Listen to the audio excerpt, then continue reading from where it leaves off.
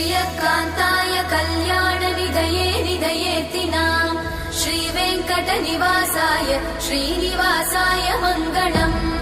लक्ष्मी सविभ्रमालोक सुभ्रूविभ्रमचक्षुषे चक्षुषे सर्वलोकानां वेङ्कटेशाय मङ्गलम् श्रीवेङ्कटाद्रिशृङ्गाग्रमङ्गलाभरणाङ्गये मङ्गलानां निवासाय श्रीनिवासाय मङ्गलम्